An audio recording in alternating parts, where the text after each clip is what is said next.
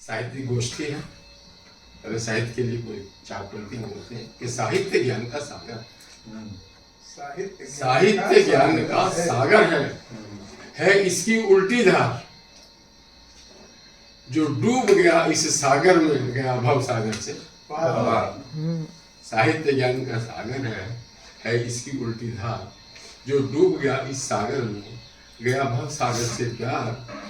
और राष्ट्रीय कवि संगम गोष्ठी है, राष्ट्रीय कवि संगम गोष्ठी है। दिन है उत्तम रविवार, इससे उत्तम और दिन क्या होगा। राष्ट्रीय कवि संगम गोष्ठी है, दिन है उत्तम रविवार। और जो एक बार यहाँ आ गया फिर आता बार। और ये डिस्ट्रिक्ट लाइब्रेरी प्रांगण है सर जी, जिला पुस्तकालय प्रांगण है इसकी अजब बहार। और यहाँ हम सबको लाता है श्री हरिश्चंद्र जी का प्यार।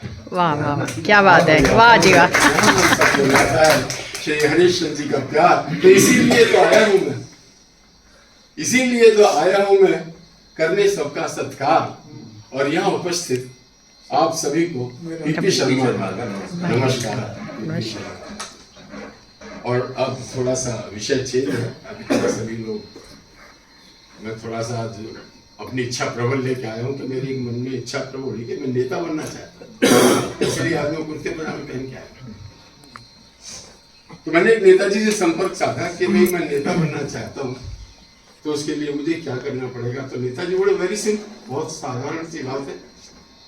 आप ऐसा करो, कल मेरी फला वहाँ जगह मीटिंग है, वहाँ मैं भाषण दूंगा और वहाँ आ जाना और फिर देखना, फिर मैं बताऊंगा आपको आगे क्या करना।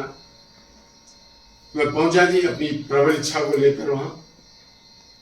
नेताजी पहुंचे हुए थे, भाषण चल रहा था। तो नेताजी का भाषण और हुलिया मौसम में आप सब सामने बखान करता हूँ कि अब नेताजी का भाषण शुरू होता है और यहीं से मेरी कविता शुरू होती है कि नेताजी का शरीर, स्टेज पे नेताजी का शरीर, शरीर पे बनियान, बनियान पे कमीज, कमीज पे स्वेटर, स्वेटर पे जर्सी, जर्सी पे जैकेट, जैकेट पे पॉकेट, पॉकेट पे कोट, कोट पे ओवरकोट और ऊपर से ओढ़ी हुई थी लोई। और कह रहे थे भाइयों अपनी अपनी जरूरतें कम कीजिए। क्या बात है। भाषण भाइयों अपनी अपनी जरूरतें कम कीजिए। मैंने कहा नेताजी जरा अपने ऊपर तो गौर कीजिए।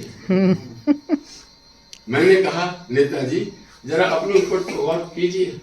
सुनकर मेरी बात कभी नेताजी झल्ला गए, सुनकर मेरी बात कभी नेताजी झल्ला गए और आंखें हो गई लाल, चेहरे पे बादल छा गए और बोले अरे नामाकुल, तू जानता नहीं नेता खुद पर गौर करे तो नेता नहीं बन पाएगा।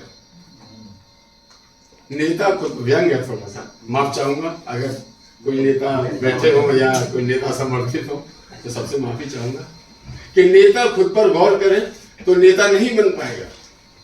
और भरी सभा में जनता को भाषण कैसे दे पाएगा। और झूठे वायदे करके यदि जनता को नहीं रिझाएगा, झूठे वायदे करके यदि जनता को नहीं रिझाएगा तो हाथ जोड़कर वोट मांगने किसके घर वो जाएगा। और सुनो, नेता जब भाषण देता है तो कान बंद कर लेता है। मैं ना सुनूं मैं क्या बोल रहा हूं। नेता जब भाषण देता है तो कान बंद कर लेता है। और अगली पंक्ति अगर अंदर जाए तो मुझे पता लगना चाहिए कि नेता जब भाषण देता है तो कान बंद कर लेता है।